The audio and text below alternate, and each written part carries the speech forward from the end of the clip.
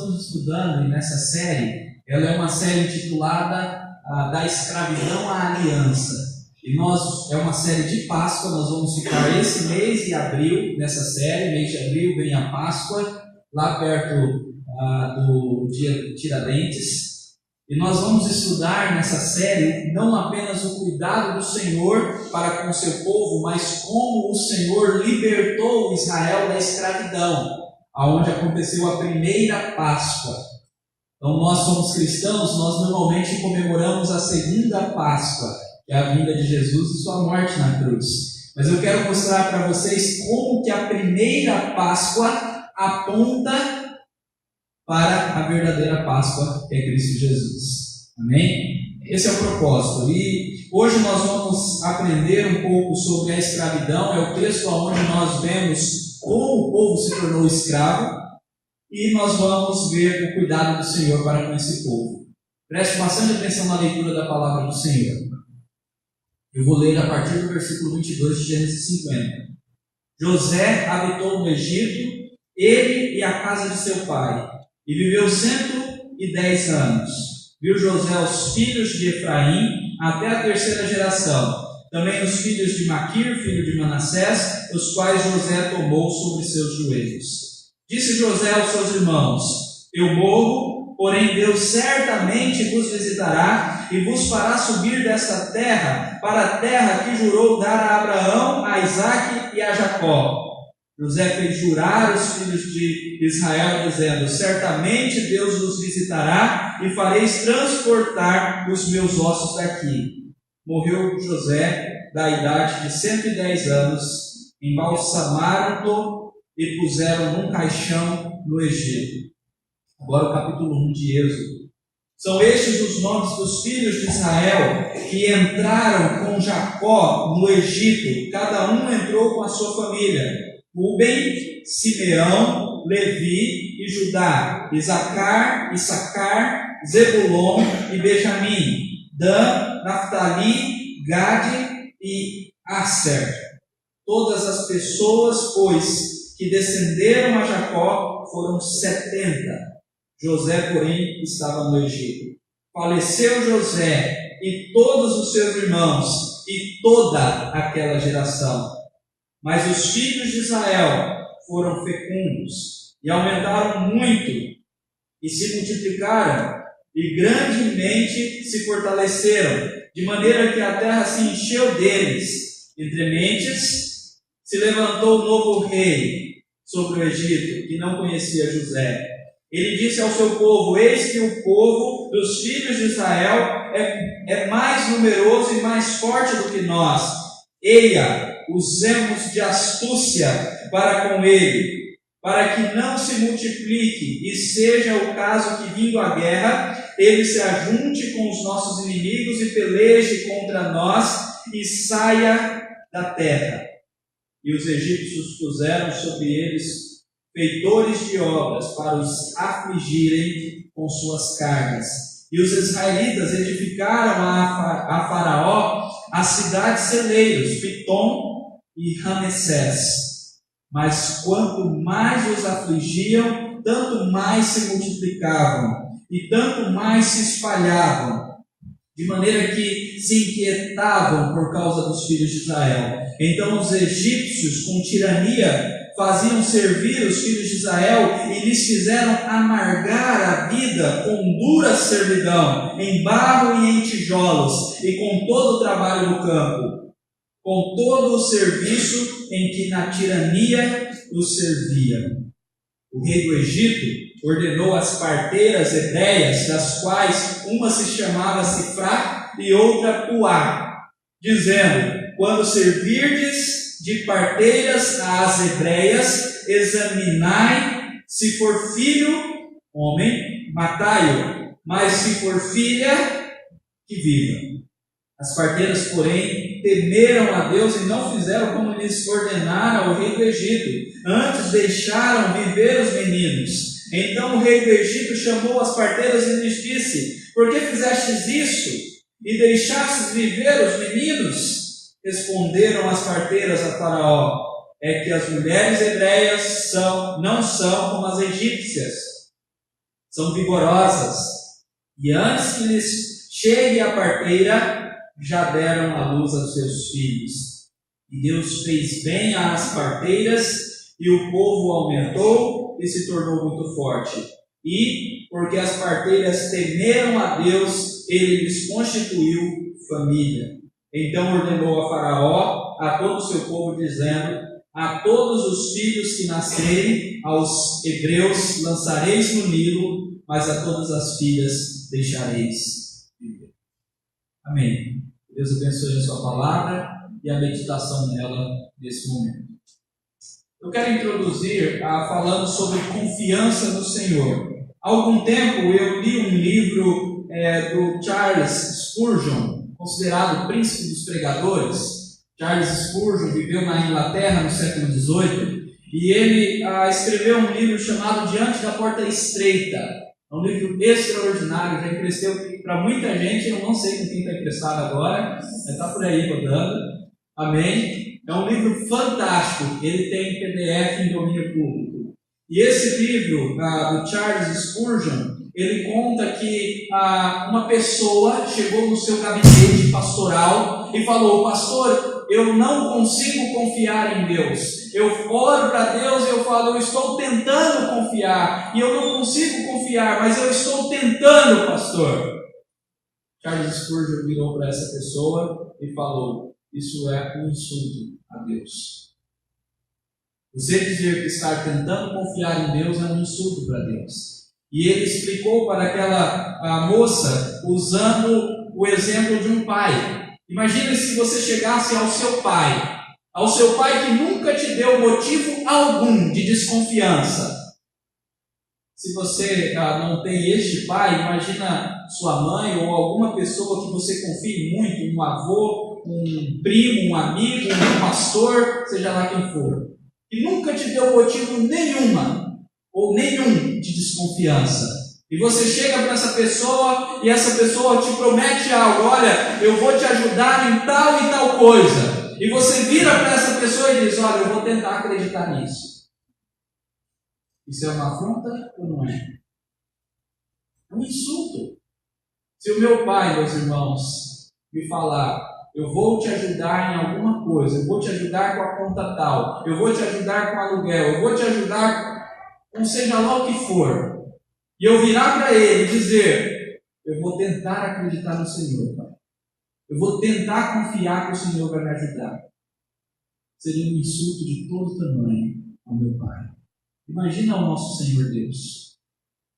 O nosso Pai terreno, aqueles que nós confiamos nessa terra, são homens, são pecadores, às vezes falham. Mas se já não seria um insulto para eles, imagina com aquele que nunca falha, que nunca mente. Nós chegarmos para Deus e falar: Senhor, estou tentando confiar no Senhor. É como se nós estamos dizendo para Deus: olha Deus, o Senhor não é de confiança não. Eu estou tentando confiar. Isso é um insulto, um ultraje. E assim Charles Spurgeon descreve esse aconselhamento em seu gabinete. Meus irmãos, como nós precisamos confiar no Senhor, não tentar confiar, simplesmente confiar, porque o Senhor, Ele não falha, o Senhor é Deus, e Ele nunca falhou. E esse texto nos deixa claro isso. Hoje à tarde eu enviei para os irmãos parte de uma devocional que realizei ontem, onde eu separei alguns textos, alguns versículos do Salmo 37, que apontam para a confiança no Senhor e aponta para aquilo que o Senhor faz para conosco.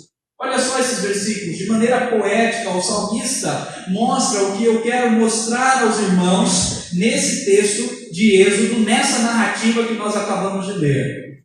Então vamos ver essa poesia no Salmo 37, apontando para a confiança no Senhor. Um versículo que eu trouxe foi o 3, que diz: confia no Senhor e faça o bem, e assim você habitará na terra e desfrutará de segurança. Outro versículo: tenha o seu prazer no Senhor, e Ele satisfará os desejos do seu coração.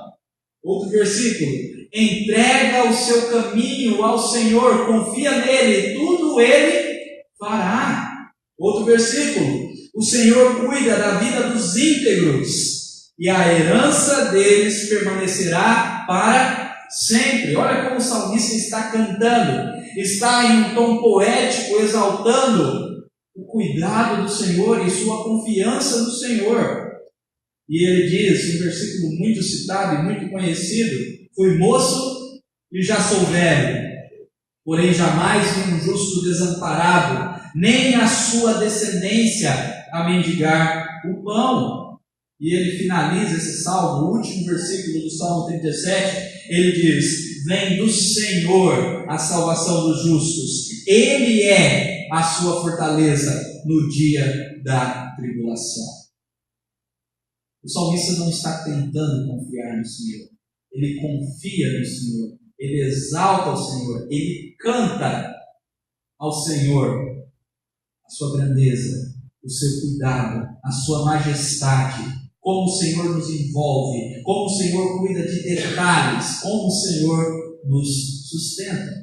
Isso também está presente nesse texto, meus irmãos, e eu quero que os irmãos notem isso comigo. Primeiramente, precisamos entender o que é o livro de Êxodo, ou o que são os livros que Moisés escreveu. Moisés escreveu 5 livros, os 5 primeiros livros das Escrituras Sagradas, chamados de Pentateuco. Penta por causa de 5. Então, Pentateuco, ou pelos judeus chamados também de Torá. Então, Gênesis, Êxodo, Números, Levíticos, Deuteronômio são livros que Moisés escreveu ao seu povo. E Moisés escreveu o Êxodo e esses livros e o texto que nós lemos para uma geração posterior ao Êxodo. Ele escreveu para uma geração que já havia saído do Egito. E ele escreveu para essa geração que já havia sido liberta, que já havia saído do Egito, com o propósito de ensinar tanto sobre a origem do povo de Israel, tanto sobre o cuidado do Senhor para com o povo. Por isso que o primeiro livro é a Gênesis. Gênesis é a origem dos céus e da terra e do povo. A origem do povo de Israel, a promessa a Abraão e por aí vai. O Êxodo, como eles saíram do Egito com grandes feitos e maravilhas, e depois nós temos as leis e o repetir da lei em Deuteronômio. Então nós temos os livros com o intuito de formar um entendimento do que é o povo de Israel, mas também com o propósito de mostrar o cuidado do Senhor em todos esses aspectos. Então, o texto de hoje, ele nos ensina especificamente como o povo de Israel foi parar no Egito e como este povo se tornou escravo. Nós começamos a ler a história de José, que José foi para o Egito e todos os filhos de seu pai, e então nós continuamos a ler e vimos como o povo de Israel se tornou escravo. Mas acima de tudo, o texto de hoje tem que nos mostrar e nos mostra como o Senhor cuida do seu povo. Amém? Vamos lá. Hoje nós teremos 2 pontos e vamos tentar entrar, ramificar esses pontos para ver alguns detalhes. O primeiro ponto, a primeira coisa que nós vemos no texto é a morte de uma geração e o cumprimento da promessa do Senhor. Aqui nós temos, logo no início do capítulo 1, essa morte da geração. Eu não vou ler novamente todo o texto, mas olhem comigo aí o versículo 6. Faleceu José e todos os seus irmãos e toda aquela geração.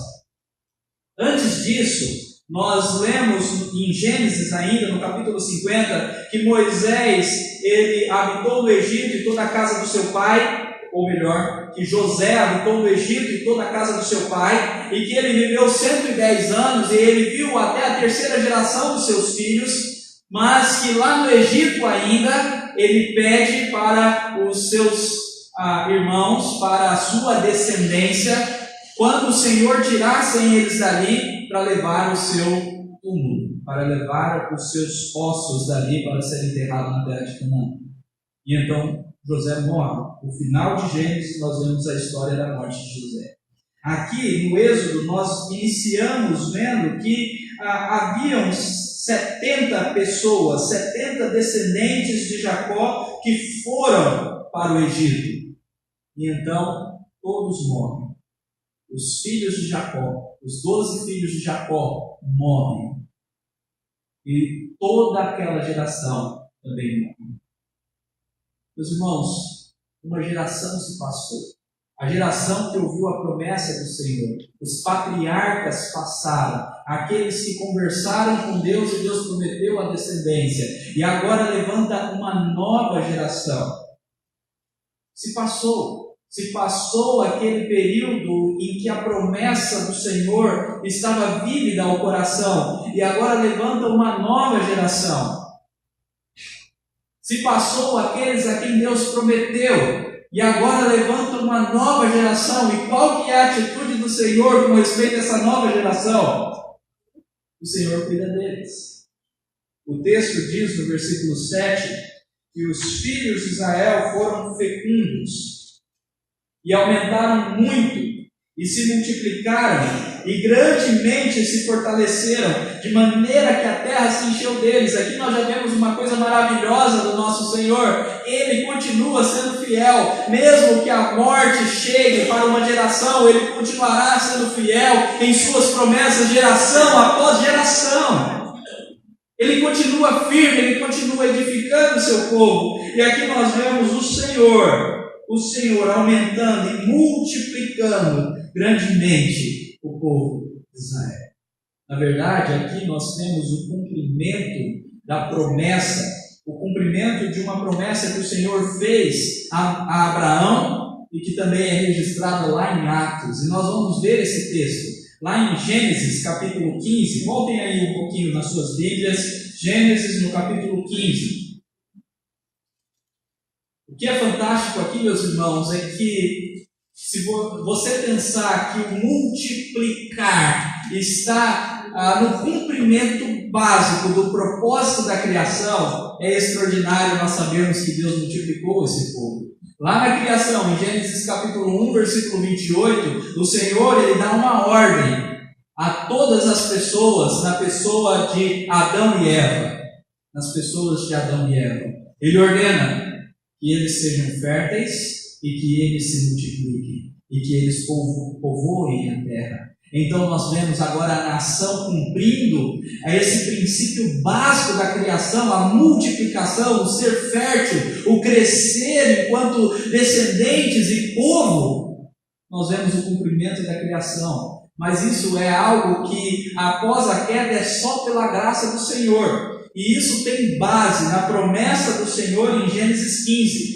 Olha só o que diz a palavra do Senhor no versículo 13. Aqui nós estamos num contexto de aliança. Esse é um texto que é muito básico para Êxodo. Nós vamos voltar nele várias vezes. E se você puder, leia ele todo em casa. Em nome de Jesus. Anote aí depois e leia Gênesis 15 em casa, porque no domingo que vem tem mais coisa que nós vamos ver desse texto. Agora olha só. Versículo 13. Então lhe foi dito, Deus falando a Abraão: sabe com certeza que a tua posteridade, que Deus prometeu como as estrelas do céu e as areias do mar, será peregrina em terra alheia, e será reduzida à escravidão, e será afligida por 400 anos. Aqui Deus já está falando a Abraão o que iria acontecer. Eles iriam à terra alheia, peregrinos, ao Egito, reduzidos à escravidão por 400 anos. Mas também eu julgarei a gente que tem de julgar-se, de sujeitar-se, e depois sairão com grandes riquezas, e tu irás para os teus pais em paz, e serás sepultado em ditosa velhice. Na quarta geração tornarão para aqui, porque não se encheu ainda a medida da iniquidade dos amorreus. Aqui nós já temos um reflexo da promessa do Senhor E ele promete anteriormente uma descendência tão grande, tão numerosa, e aqui ele está falando que essa descendência iria se tornar escrava 400 anos, mas que o Senhor iria libertar. Mas calma aí, aonde que esse texto falou sobre multiplicação? Vamos lá para Atos, que vai ficar claro. Atos é um reflexo dessa promessa aqui, é um reflexo do que está acontecendo aqui nas palavras de Estevão. Estevão estava pregando o Evangelho um pouco antes de ser apedrejado. Isso é extraordinário, cheio de graça, cheio do poder do Senhor. Ele aponta para o cuidado do Senhor, mesmo no período de escravidão, mesmo no período que o povo estava no Egito. Olha aqui o que diz o versículo 17, então, de Atos. Atos 7, versículo 17. Encontraram? Atos já está lá no Novo Testamento. Como, porém, se aproximasse o tempo da promessa que Deus jurou a Abraão, olha só, é o cumprimento da promessa que está em jogo aqui. E como Deus fez cumprir essa promessa, o povo cresceu e se multiplicou no Egito. Ficou claro? Deus cumpriu a sua promessa a Abraão. A sua descendência cresceu. E mesmo que a sua descendência foi feita escrava, Deus cumpriu a sua promessa. O povo cresceu, o povo se multiplicou. É Deus. Deus está cuidando do seu povo. Sabe o que é fantástico nesse texto? E por isso que eu comecei a leitura lá em Gênesis. Volta aí lá para o texto de estudo, agora Gênesis capítulo 50, versículo 24. É que nós vemos José. José sempre foi um exemplo de servo do Senhor, pela graça do Senhor. Não que ele era um super-homem, já expliquei outras vezes aos irmãos que o herói das Escrituras Sagradas sempre é o nosso Deus, sempre é Jesus. Mas José, ele nos impressiona e é também um exemplo a ser seguido. E José, ele é um exemplo de fé. Ele cria nessa promessa com toda a sua alma, com todo o seu coração. E antes dele morrer, ele vira aos seus irmãos e diz: eu morro, porém Deus certamente. Ele está usando o mesmo termo que o próprio Deus usou para Abraão. Deus disse: Abraão, é certo que os seus filhos sairão do Egito, é certo que eles voltarão para aqui, é certo que vocês vão ter essa terra. E Moisés está dizendo: olha, eu morro, mas é certo, eu tenho certeza que Deus vai nos visitar, que Deus vai tirar o seu povo do Egito e fará subir desta terra. Eu tenho certeza disso. E isso é fé. O Danilo leu Hebreus 11 na nossa introdução, na nossa liturgia de culto. E Hebreus 11 inicia dizendo que fé é a certeza das coisas que se esperam. E a convicção dos fatos que não se veem. José, ele tinha certeza. E olha, ele não esperava para si. O mesmo texto que o Danilo leu disse que esses homens morreram sem receber a promessa. E a principal promessa, que é Jesus Cristo, eles não receberam enquanto em vida. Nós que recebemos. Mas ele continuava crendo. Eu morro, mas é certo. Então José fez jurar os filhos de Israel, dizendo: certamente, mais uma vez, o termo de certeza, Deus nos visitará e fareis transportar os meus ossos daqui. Nem os ossos de José deveriam ficar no Egito. Nada do povo do Senhor, tudo deveria ser levado, transportado, levado para a terra que Deus prometeu, a terra que o povo iria conquistar. Que extraordinário exemplo de fé. A segunda coisa que nós vemos nesse texto, então, primeiramente, é a morte de uma geração, mas o cumprimento da promessa do Senhor, Deus cuidando do seu povo. Em segundo lugar, nós vemos, então, o início da escravidão. E, mais uma vez, o cuidado do Senhor na preservação do seu povo. Olhem comigo aí, agora, a partir do versículo 8. O versículo 8 diz: Entretanto, porém, contudo, se levantou um novo rei sobre o Egito, que não conhecera a José. José, ele era um nome bem conhecido no Egito. Foi alguém que Deus usou para abençoar o Egito. O Egito só tinha comida no Egito no período de seca por causa de José, porque Deus usou o seu servo para isso, como governador e também como intérprete de sonhos. Mas levantou um faraó, levantou um rei que não conhecia José. E sempre é assim. Levantam-se pessoas que não conhecem os feitos do nosso Deus, levantam-se pessoas que não conhecem o povo do Senhor, levantam-se pessoas cheias do inimigo, cheias de pecado, cheias de si, para perseguir o povo do Senhor. E o que aconteceu? Então o povo se tornou escravo, eles se tornaram construtores.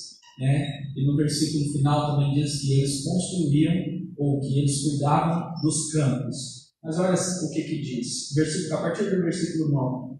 Ele disse ao seu povo, sempre tem um pinguinho de inveja. Isso é inveja, meus irmãos, o que nós vamos ler agora. Eis que o povo dos filhos de Israel é mais numeroso e mais forte do que nós. Isso é inveja. Eia, usemos de astúcia. É o mesmo termo que Estevão usa lá no Novo Testamento, astúcia. Traz a ideia, vamos ser ignorantes, vamos ser maldosos, vamos ser usados pelo inimigo, vamos agir de astúcia, vamos ser como as cobras. É mais ou menos essa a ideia quando o Senhor fala que as cobras, elas têm astúcia, elas esperam e de repente dá o bote. É mais ou menos isso que está sendo dito aqui para com eles, para que não se multiplique e seja o caso que, vindo a guerra, ele se ajunte com os nossos inimigos e peleje contra nós e saia da terra. E os egípcios puseram sobre eles feitores de obras para os afligirem com suas cargas. E olha só, os israelitas edificaram a Faraó as cidades celeiras. Eles edificaram cidades no Egito como Pitom e Ramessés. E no versículo 13 diz: então os egípcios com tirania faziam servir os filhos de Israel. E lhes fizeram amargar a vida, versículo 14, com dura servidão, em barro, em tijolos e com todo o trabalho de campo, com todo o serviço em que na tirania, é a segunda vez que esse termo aparece, tirania, o servir. Nós temos aqui, meus irmãos, o início da escravidão, e Moisés ele não se utiliza de termos poucos para dizer o tão terrível foi esse período, o tão tirânico. Ele diz que isso foi um amargor de vida. O povo de Israel teve uma vida amarga, e isso por 400 anos. Às vezes nós, olhando um olhar assim de uma vez o que o texto está dizendo, a gente não repara que são 400 anos. Só para os irmãos terem uma ideia histórica, a escravidão brasileira, o período em que o Brasil teve escravos, foi um período de 300 anos. Foi menor do que a escravidão do povo do Egito. Foi menor do que a escravidão dos dos israelitas no Egito. Então esse período de escravidão foi terrível. Se a escravidão brasileira, a escravidão nesse período das colônias foi terrível para o nosso país e para as pessoas que eram escravizadas, imaginem, meus irmãos, como foi terrível para o povo de Israel 400 anos de duro serviço, de serviço escravo, de ficar construindo cidades, de ficar transportando tijolos por 400 anos. Sem dúvida alguma, é algo terrível. Mas O propósito do texto e de Moisés não é mostrar apenas a nós a escravidão e a origem da escravidão. O propósito do texto de Moisés é mostrar que mesmo em escravidão, mesmo nesse período de escravidão, o Senhor está cuidando do seu povo. Olhem aí comigo, o que diz o versículo 12. O versículo 12 diz: mas quanto mais os afligiam, tanto mais se multiplicavam e tanto mais se espalhavam, de maneira que se inquietavam por causa dos filhos de Israel. O povo se multiplicava. É Deus cuidando. Nós já falamos sobre a multiplicação. Contudo, o fato do povo se multiplicar gerou uma outra inveja, um outro problema, uma outra atitude maligna por parte de Faraó, por parte do rei do Egito. Ele mandou matar os filhos de Israel. E o versículo 15, a partir do versículo 15, nós vemos essa história. Quando ele, no versículo 15, ordena a duas parteiras aqui citadas, Sifrá e Puá, versículo 16, para matar os filhos homens. E lá no versículo 22, ele repete essa ordem dizendo: a todos os filhos que nascerem aos hebreus, lançareis no Nilo, mas a todas as filhas deixareis viver. Então, tanto o versículo 15 e 16, como o versículo 22, nós vemos Faraó ordenando. Ele ordenou as parteiras, no outro, no versículo 22, ele foi mais fundo ainda. Ele ordenou aos próprios egípcios, ao seu povo, um homem usado pelo inimigo para destruir o povo de Israel. Ele estava querendo acabar com o povo de Israel, ele estava querendo acabar com a força de Israel. Matando os homens, ele não apenas se protegeria de não haver a possibilidade de um exército, mas também acabaria com a possibilidade de uma descendência. Mas mesmo assim, o Senhor preservou o seu povo.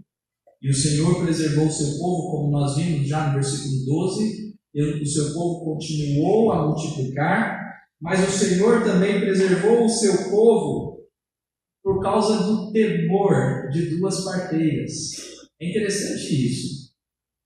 Duas parteiras egípcias, duas parteiras que não eram do povo do Senhor, mas duas parteiras que temeram ao Senhor. Olha o versículo 17. As parteiras, porém, temeram a Deus e não fizeram como lhes ordenara o rei do Egito. Antes deixaram viver os meninos. Então o rei do Egito chamou as parteiras e lhes disse: por que fizeste isso e deixaste viver os meninos? E responderam as parteiras a Faraó: é que as mulheres hebreias não são como as egípcias, são vigorosas, e antes que lhes chegue a parteira, já deram à luz aos seus filhos. Nós vemos então as parteiras também por temor ao Senhor, protegendo os filhos do Senhor. Meus irmãos, é Deus preservando. Nesses 400 anos de escravidão, o povo de Israel poderia ter sido diluído pelos egípcios. Eles poderiam ter acabado definitivamente e não ter mais descendência de Abraão. Eles poderiam simplesmente não existirem, serem riscados da história. Mas o Senhor protegeu, colocando temor no coração de duas parteiras egípcios. Isso é fantástico. Outra coisa fantástica nesse exemplo das parteiras é que elas temiam a Deus e não a Faraó. Faraó ordenou para que matassem os filhos, mas elas, temendo a Deus, não mataram. Mesmo em um período conturbado, mesmo diante da escravidão, mesmo diante de uma possível morte por rejeitar um decreto do rei, do imperador, do faraó, elas temeram ao Senhor, elas continuaram firmes e não mataram os filhos. O que é fantástico é que Deus as recompensou. O versículo 20 diz: e Deus fez bem as parteiras. E aí o versículo 21 diz: porque as parteiras temeram a Deus, Ele lhes constituiu família. Olha que coisa linda. Deus fez bem a elas. E A bênção de Deus na vida dessas parteiras que temeram ao Senhor foi família. Deus lhes deu família. Elas casaram, elas tiveram filhos. Deus cuidou delas. Agora, eu quero que você note que o versículo 20, ele não está dizendo apenas que Deus fez bem à parteira, mas que Deus também fez bem ao seu povo. O termo bem aqui remete à bondade, à benignidade, à graça do Senhor para conosco. O Senhor é bondoso, Ele é benigno, Ele faz bem ao seu povo. E o texto diz, Deus fez bem à parteira, mas também Deus fez bem ao seu povo. E ele, o povo, aumentou e se tornou muito forte. Tudo era contrário ao povo de Israel se tornar forte. Tudo estava contra o povo do Senhor. Era escravidão, era dura aflição, era uma servidão de amargar a vida, era os filhos serem jurados de morte pelo rei. O rei ter mandado matar até os filhos de Israel, até os filhos, as crianças do povo do Senhor. Tudo ia contra o povo, mas o Senhor os preservou.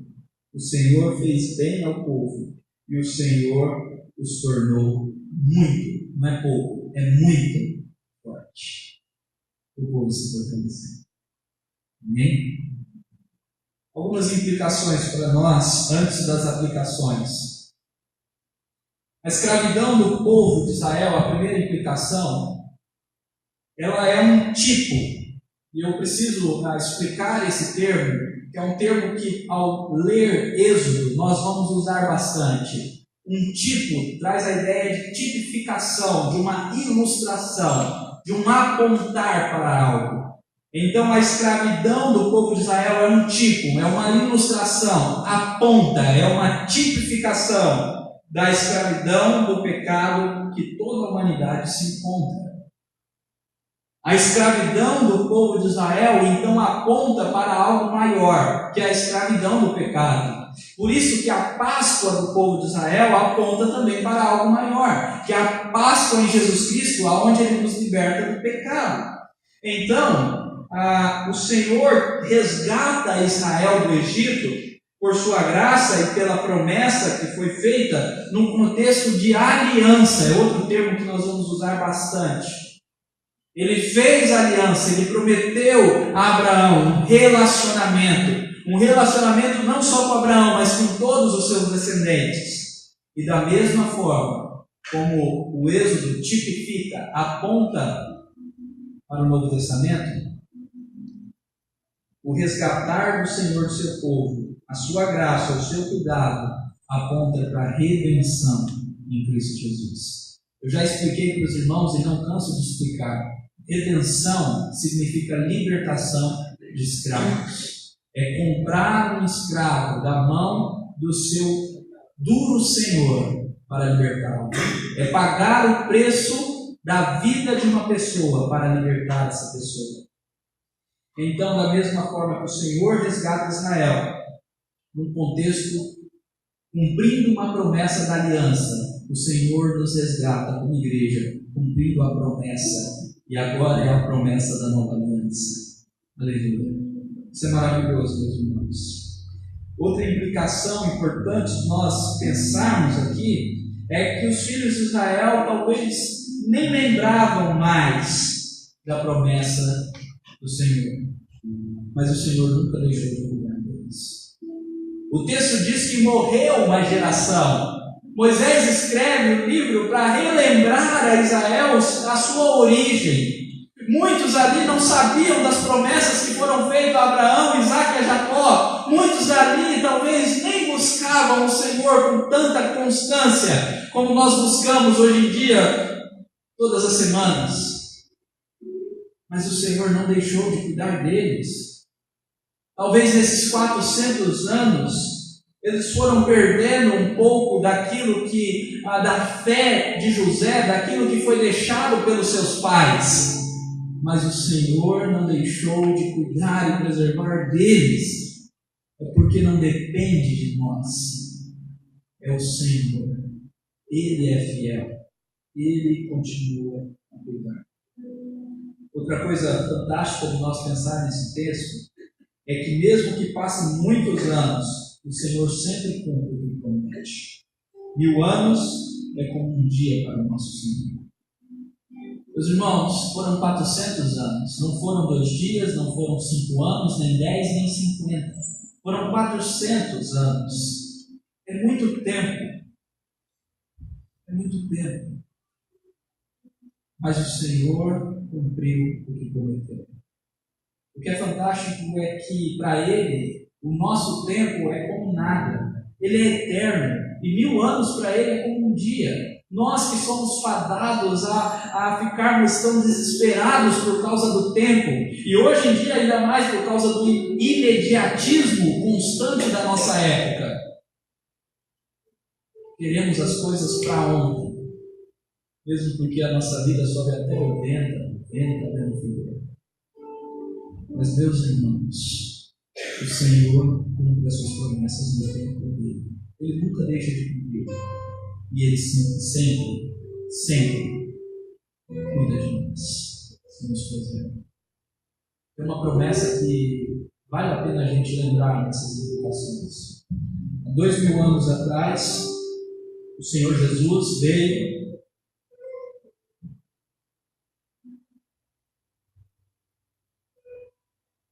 e nos prometeu que iria voltar.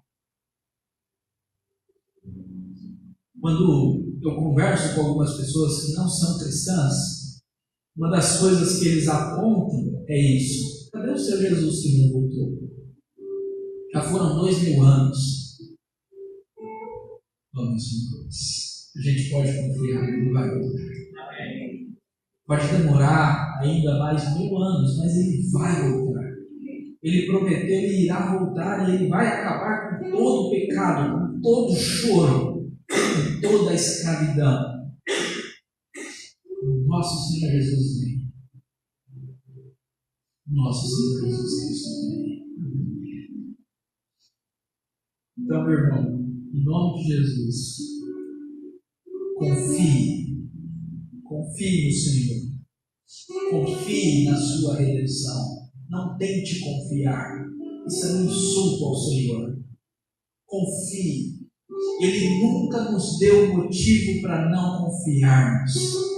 Ele não é um homem que mente. Ele não é um homem que engana. Ele não é um homem que promete e não cumpre. Não, Ele sempre cumpre. Mesmo que demore anos, Ele cumpre as suas promessas. Então confie, meu irmão. Em nome de Jesus, fortalece a sua fé em Cristo Jesus. Observe o cuidado do Senhor em sua vida. Eu sei que apesar da aflição que você está passando, você deve estar passando por várias coisas, assim como todos nós passamos nessa vida de dores, nessa vida amarga. Mas observe que ainda assim o Senhor está cuidando de você. O Senhor não deixa de cuidar de nós. O Senhor não deixa de preservar a nossa vida. Ele em todo o tempo nos dá alimento, nos dá roupas, nos dá alegria, nos dá irmãos para chorar, para estar juntos. Ele sempre está conosco. Jesus prometeu isso todos os dias até a consumação dos séculos. Então agradece a Ele. Agradeça ao Senhor e louve pelo seu cuidado. Não se desespere, meu irmão, quando parece que o Senhor está demorando a agir. Às vezes você já está pedindo ao Senhor uma coisa, uma bênção, uma coisa que você tem clamado, chorado, ajoelhado diante do Senhor, jejuado diante do Senhor, e parece que o Senhor não está escutando, está demorando a vir. Não se desespere. Espera no Senhor. Como o salmista diz, você ainda o louvará, Ele te escutará, Ele é o seu auxílio. Mas também é prudente nós dizermos que uma das aplicações dessa noite é temor. Tema ao Senhor, não deixe de fazer o correto, mesmo na aflição. O exemplo daquelas parteiras, para mim, é um exemplo extraordinário da graça do Senhor, mesmo a pessoas pagãs, mesmo a pessoas que não eram do povo do Senhor. Exemplo verdadeiro de conversão e de transformação. Porque mesmo na aflição elas temeram o Senhor e não deixaram de fazer o correto. O grande problema é quando nós nos enchemos de autopiedade, nos enchemos da aflição que vem no nosso coração ou que vem na nossa vida e por causa da autopiedade deixamos de fazer o que é correto. Pensamos, já está tudo dando errado mesmo, então agora eu vou chutar o pau da barraca. Vou chutar o balde. Está errado, meu irmão. Continue fazendo o que é certo, o que é santo, o que é justo, mesmo na aflição. E mais uma vez, creia que o Senhor cumprirá tudo o que Ele prometeu. Creia que Ele voltará. E aonde nós vamos, meus irmãos, não há choro, não há dor, nem calor. Graças a Deus, talvez nem mosquito picar a gente tem.